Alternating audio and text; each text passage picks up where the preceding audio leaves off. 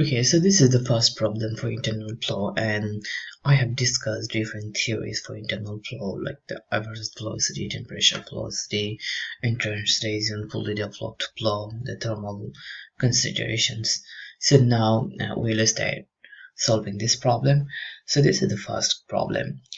Is system for heating water from an inlet temperature, which is given 25 degrees centigrade, to an outlet temperature is 70.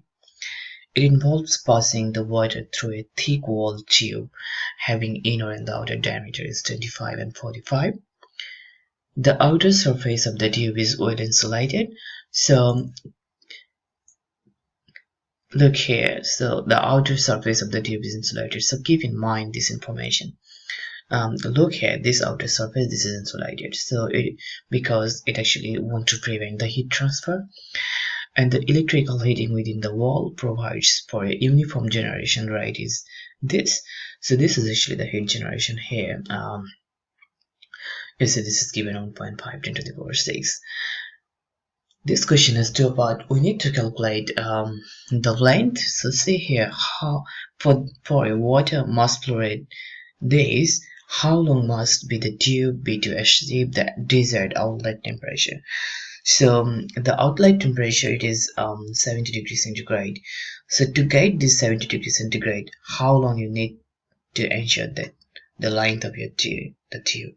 So that means how long must be the tube to be achieved the desired outlet temperature 70 degrees centigrade. So this how long means we need to actually calculate the length. So from this entrance, this entry length, so this is actually the inlet and this is the outlet. So what actually how much length we need to achieve this temperature 70 degrees centigrade. And the second question is, if the inner surface temperature is 110 at the outlet, so inner surface temperature, that means you see this is the inner surface and this is the outer surface of this tube. So at this inner surface, this temperature is 110.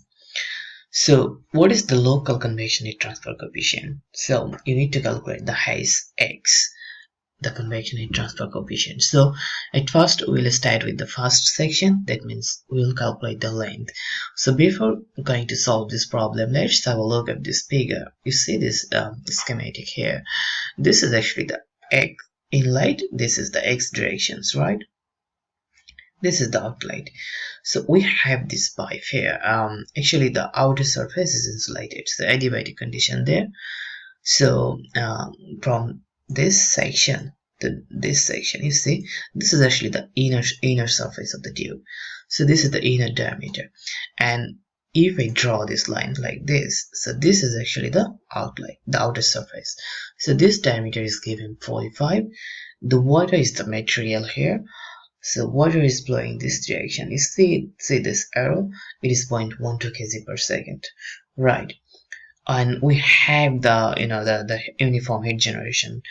This is given 1.5 and 10 to the power 6. So this is all of the information we know from this problem. So the first thing is we need to calculate this length L. So let's start with the solution now. So I told you initially, keep this information in your mind.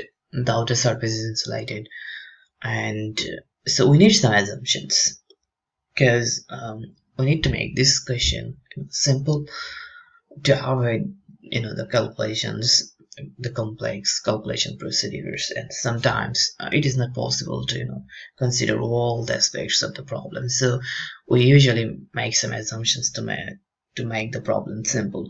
So let's say the assumptions here. So definitely this is a steady operating conditions.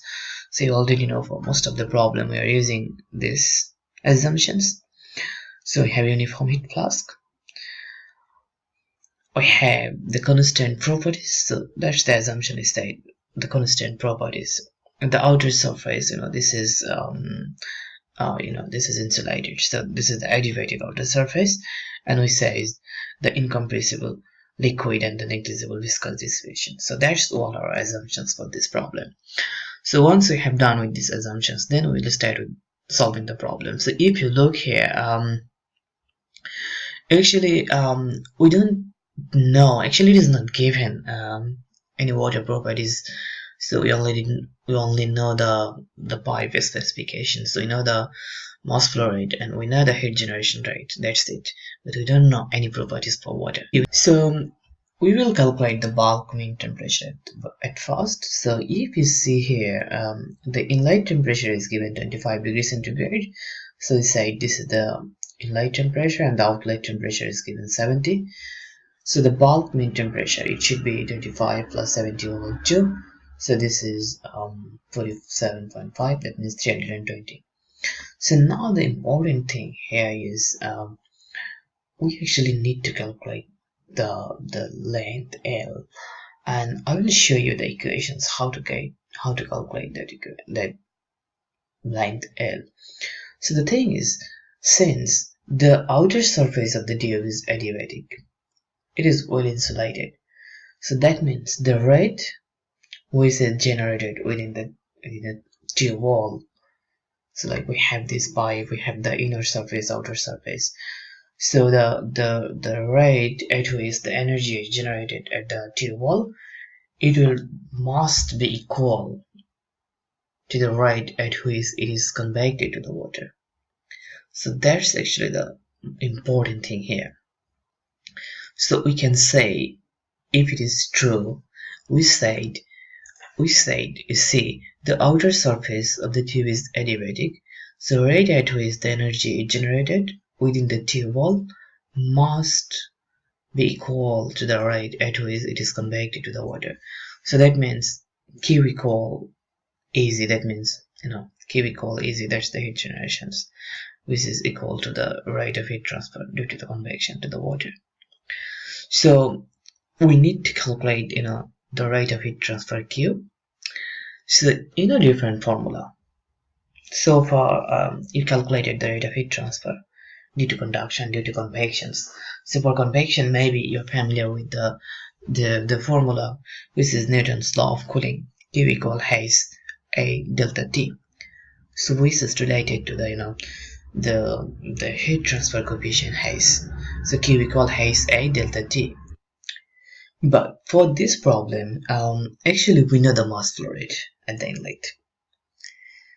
So why do we know the mass flow rate? So that's easy. We know the inlet temperature, we know the outlet temperature.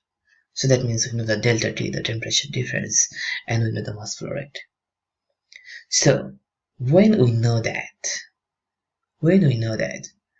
then the thing is, there is the other formula to calculate the rate of heat transfer, which is Q equal m Cv delta T. That means the mass flow rate, specific heat, and the temperature difference. So if you see here, we don't know the specific heat. So that means we calculated this bulk mean temperature, and by using this temperature now we can calculate the Cp. So okay, definitely we need Cp to calculate the mass flow rate. So as I said, we'll do some kind of the energy balance here. So this is Q equal actually the rate at which heat is generated at the wall, and it is the heat transfer due to the convection. They should be equal. So we can write like this. So if you see here, we can actually write like this: Q equal QV. This is actually the rate of heat generations, and this is the volume. So if we multiply the rate of heat generations with the volume of the tube, then we'll get the rate of heat transfer. So this Q, it is actually given, and the volume of the hollow section, the hollow tube, it is pi d square and L. So actually d means we actually need, this is the volume of the hollow tube, so that means the outer diameter minus the inner diameter. So the outer diameter is 45, this is the inner diameter, so we are getting that hollow section. So that means Q equal Q into pi d square L and over 4. That's the formula actually, pi d square L over 4. So that's we got the rate of heat transfer. And we decide the other thing is Q equal mCp delta T. So So now from equation on, what we can write? You see, we can write the mcp delta T. This is equal to this. So this is actually the rate of heat transfer. This is also the rate of heat transfer, because we know the mass flow rate, and by using the mass flow rate we can write it as mcp delta T, and you know delta T equals T naught and Ti. So at first we will calculate this, then we will calculate this. So why we are using this formula here? So that is the main thing actually. We need this length. If you see here, when we calculated the mass flow rate by using this formula, the rate of heat generations and the volume of the hollow tube, then we got this length from the formula. We actually need the length L, and this is actually the first section of this question. We need the length L. So if you see here, so this is also the rate of heat transfer, this is also the rate of heat transfer. So if we say, okay, this is equal this, according to that principle, the energy conservation principle, if we say that this equal this, then we know the mass flow rate, we know the specific heat. We will calculate the specific heat from this bulk mean temperature. So if you want, then you can do it at the very beginning. So then you know all of this, then you will get L. So let's calculate the rate of heat transfer by using this formula at first. So when it is the case, we know this mass flow rate is 0.12, we know the temperature difference delta T, but we don't know specific heat. So at 320.5 Kelvin temperature from the table, we got the specific heat is this 4177.25. So now substitute all of these values in this equation 3, and then we'll get Q. Okay, so you see here we substituted all of these values, and then we got the rate of heat transfer is 22.557 kilowatt. So that's what we got from there. And now again we will calculate from equation 2. If you can remember, it is Q pi d naught square di square L. So this is actually the rate of heat transfer. We got it from this formula from the mass flow rate. So let's substitute that. This is the the heat generation rate. This is the constant phi. D naught equal this. We converted it into meter. It is in millimeter. This is di. We don't know this L, and this is from the formula. So now if we simplify this, definitely we will get L. So this is the first part of this problem. So we got the length here. It is 13.67 meter. So that's actually the length we need to achieve that outlet temperature, which is 70 degrees centigrade. So this is the first part of this problem. So now we will start with the second part of this problem. If you can remember, the second part of this problem is, if the inner surface temperature it is 110 at the outlet, what is the local convection heat transfer coefficient at outlet? So let's solve this part. So this is actually this is the section B. So if we need to calculate the local convection heat transfer coefficients, the convection heat transfer coefficients, you definitely need to use the Newton's law of cooling. So which is Q equal H delta T. So H equal Q A delta T. So you can easily calculate the area, you know the temperature difference, and what about this Q? You know this. So let's calculate the area at first. So this is a very simple formula. So by DIL. Now if you have any question, why I am using DI? Why not D naught? So we have the inner diameter, we have the outer diameter. So why I am using DI?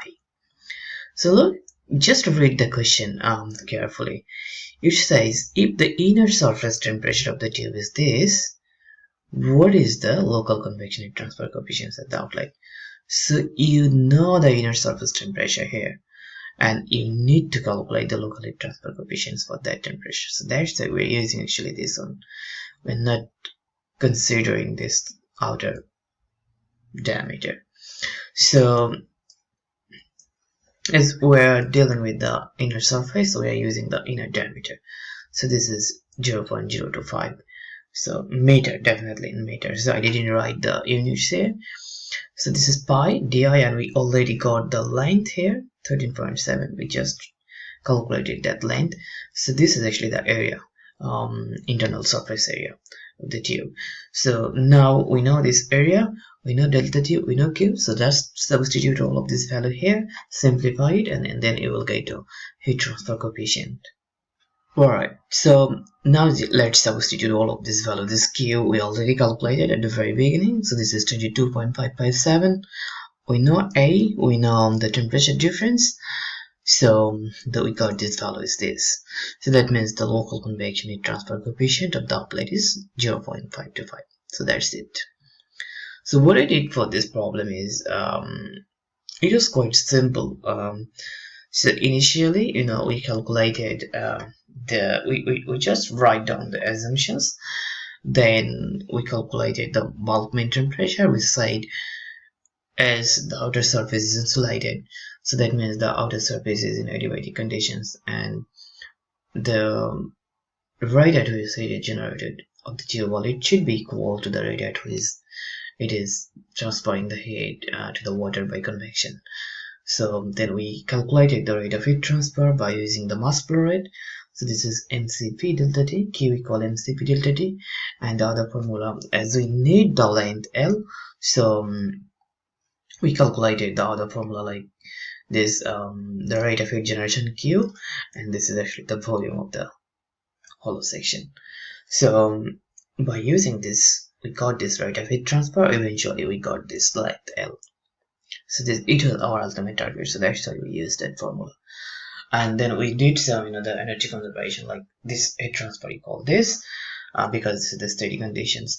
So we wrote this equal this, and then we got the length L. So once we got length L, then we need the local convection heat transfer coefficient. So what I did, we used here the Newton's law of cooling. So Q equal H delta T. When it is Newton's law of cooling, this is actually, we need haze, so that means we need to use the Newton's law of cooling. And then we calculated the area. Once we calculated the area, then we know the other thing like the temperature difference and the rate of heat transfer. Then we substitute this, we got it. So that's actually the solution of this problem.